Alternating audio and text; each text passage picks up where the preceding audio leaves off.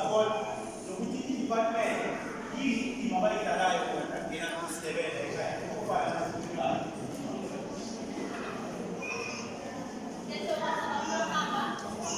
Walinomntwana ukhayeleti ukhona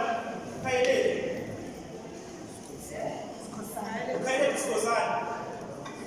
ukhayeleti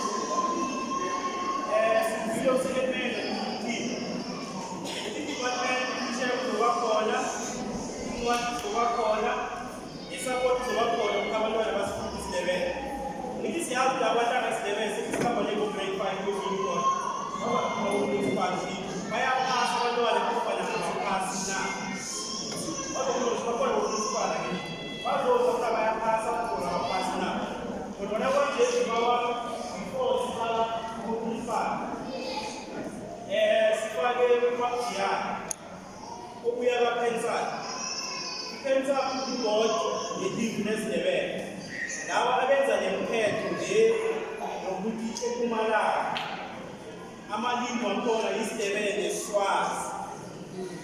eLimpopo amalimi waseLimpopo isiVenda IsiNdebele iSpedi kanye nesiTsonga eNatali ngikhumbuza ngisho isiZulu isiNdiya Afrikaans Northwest province shopping kunjalo so ngoba kuyaye kuya phezulu ukuthi leSindebele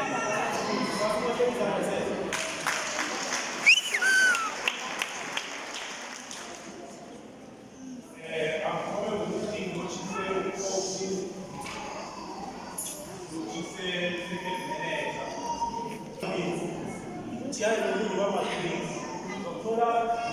abathumuli utshiyane bathathu ngamlanga before ababelethi bangasukumi bakhambe ngoba kusasa bazothi bathathele ama-decision bakhe sayibawa lelo bawona amabhele okuya-discipline of culture, sports and recreation nazi i-person of support kancancane siyagijima nje siyagijima before ababelethi bangaphumi batshiye umhlangano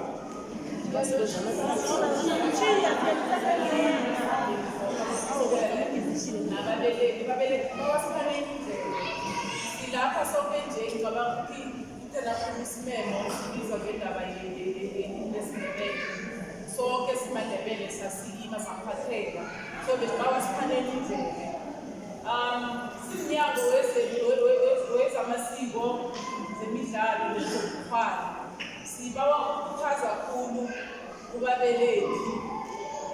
bakhuthaza abantwana babo ukufundisa ukufunda isiNdebele. Umthethosisekelo weSewula Afrika usekela amalimi ngo-11 akhona eSouth Africa and nasithi siyaqala sinemfunda ezinayo eSouth Africa esifunda ngasinye sinamalimi waso and of which engicabanga ukuthi siyakwazi sonke angeke sakompitha ne-English ne-Afrikaans nesizulu nabesuthu language mara ukuze nathi isiNdebele, isiSwati, isiTonga, isiTshivenda njengamalimi ekade agandelelekileko sele umthethosisekelo ukuthi wonke amalimi kufanele abe eqhathwe umntwana omunye nomunye unelungelo lokufunda ngelimi lakhe. Angeke ngafila proud ngimbelethi ngithatha umntwana wami ngiyomfundisa ilimi ethola ukuthi KwaZulu-Natal liyafundiswa they are proud of that language mara mina ngiyindebele kufanele ukuthi umntwana wami afunde isiNdebele asikhomba sisemncane ukuze isiNdebele sithuthuke. Okunye-ke ngingathi mhlawumbe nami ngimloya walaba ababelethi abakudekhiwa hayi nabe kwenza isiNdebele sizokusala isiNdebele is just any other language. Iye mhlawumbe singaba just any other language ngoba sasigandelele mara-ke nje isiNdebele sinamathuba kakhulu especially nasifuna ukubafundisa babancane abantwana bethu bakhule naso baye naso emayunivesithi sikhona emayunivesithi sikhona ko-UNISA umntwana uyasifunda isiNdebele hayi kuthela ukufundisa isiNdebele mhlawumbe lezonishere kuphela nayo kupheleli lapho maningi amathuba umntwana angayunivesithi abelethi bawasifanelekile akusimnandi ukuvuma bese ubekhonaukhulumako so amathuba maningi bawasibakhuthazeli inkulu abantwana bethu ekufundeni isiNdebele and then ngiyazi-ke ukuthi mhlawumbe kunentshijilo mhlawumbe zibakhona ikhona ibhodi yezamalimi lapho ababelethi bangatholela bona straight sizazishiya noma babhuyana uzazishiya batholele bona directly bona ngabe mhlawumbe bafuna ukuya via i-Department of Education batholele bona babathele ukuthi sinedinga 1, 2, 3, 4 mara-ke mina engibawugcizelela ukuthi ababelethi abarejistara abantwana babo benze isiNdebele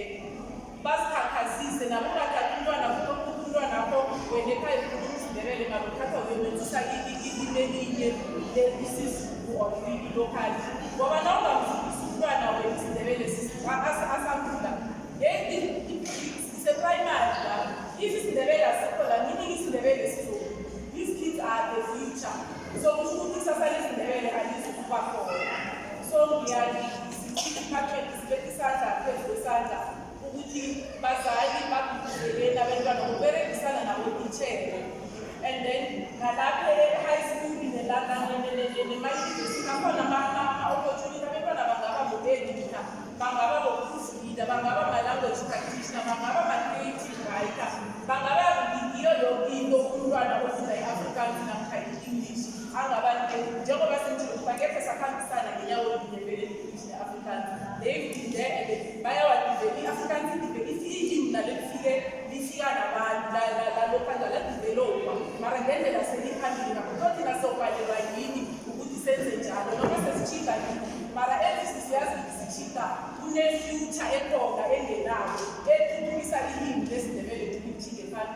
So ngimuntu omusha ngijabela abantu abatsha la ngiyalalela kakhulu ukuthi abantwana bethu sibarejistare isiNdebele ngoba ukulala isiNdebele kufana nokuthi sikulala isitshaba samaNdebele sikulala amaNdebele. So kungabi khona kwelimi lesiNdebele thina bazali silingo wabantwana esikolweni sibakwindawo isiNdebele siyobarejistara ilinye mara nakufika iikhathi lezi zokwenza amasiko esiNdebele namaziko esiNdebele IsiNdebele mara kuba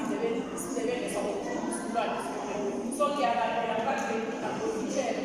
abamaNdebele abafundisa isiNdebele ukuthi bakhuthaze kula abazali ningathi abazali abakwindawo wabo nithi awa vele bafundele kwabo. So ngingapela kakhulu amathuba akhona kwi-department ikhona ukusekela nokuthuthukisa isiNdebele lesiswati mara njengeMpumalanga yinkangala sikhona ukuthuthukisa kakhulu isiNdebele ujika e-administrate ujika uthole kuphakanyiswa isiswati. Isiswati kilesi sisi-overtakile ukuthi one of those languages nabo bebezimarginalize. So umhlungu kufika lapha amalimi engade asathuthuka mara uthole isiswati siphambile ngoba they are proud ukuthi bona bakhuluma isiswati sabo bafunda isiswati sabo baneencwadi zabo bazobola ngesiswati mara uya lapha ngekhaya hawa bathi isiNdebele sizokwenzani ngaso. Mathuba manenkulu ngoba amaNdebele asibeni proud njengoba siba proud nabanye senza izinto zethu zesiNdebele asibeni proud ngokukhuluma isiNdebele sethu ngokusifunda ngokusithola. So lokho-ke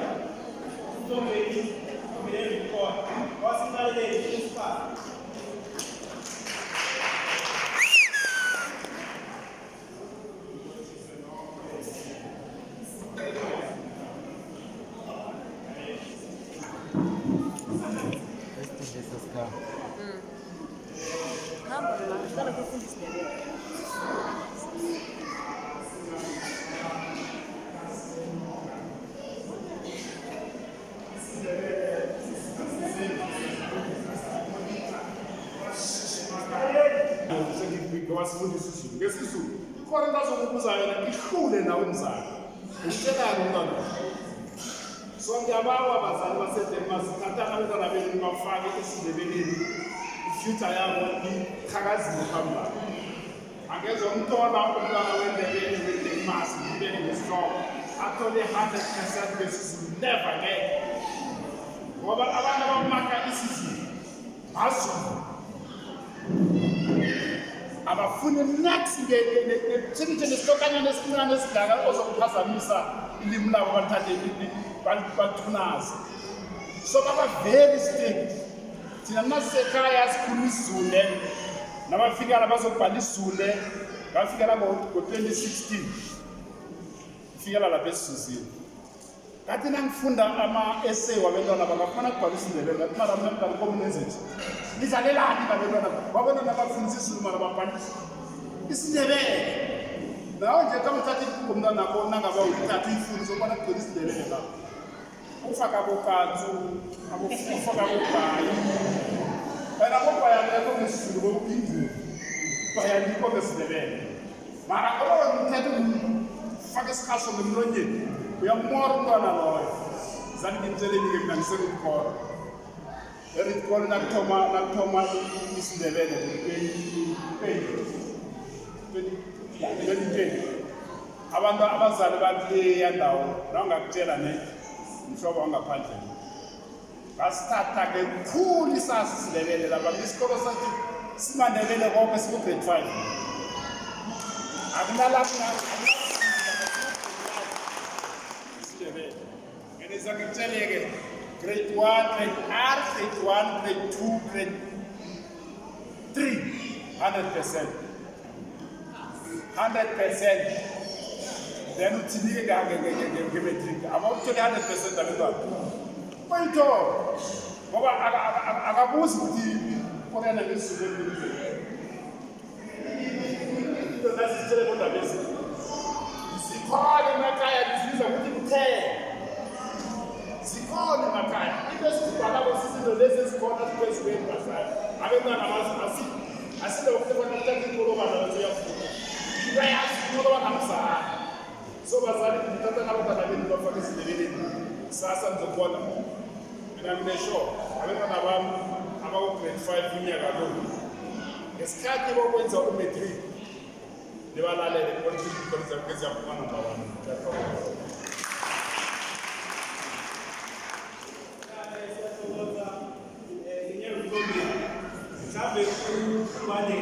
azange asasho ukuthi distinction yesizwe eMpumalanga asinayo asitshela ukuthi sinama-distinction wesiNdebele ayingaki eMpumalanga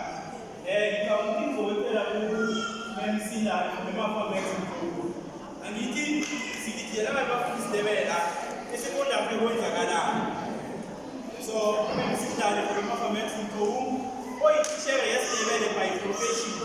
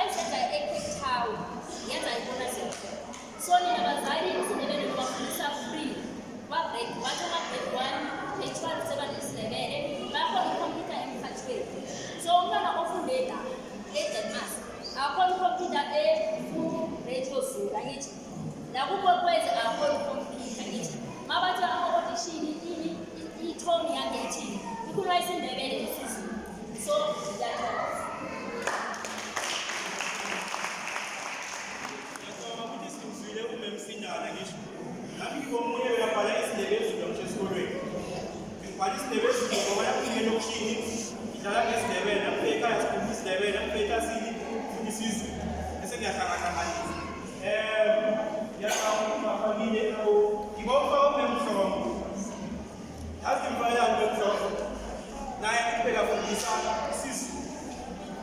isizwe sakho IsiNdebele. And uma mhlongo naye uZulu. Wasinala nje abantu abasafundisa isiZulu. Mawufaka yena bese sifaka ababeleli ama-info. Ngiyabonga ngiyabonga kwamahamba phakathi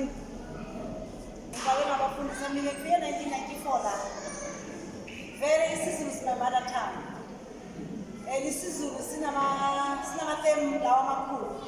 mina ngisifundile isiZulu ka-grade 12 ngaze ngaye e-university ngenza ifonology lento yezulu netekela amanala namanzuza bengiyifunda ku-research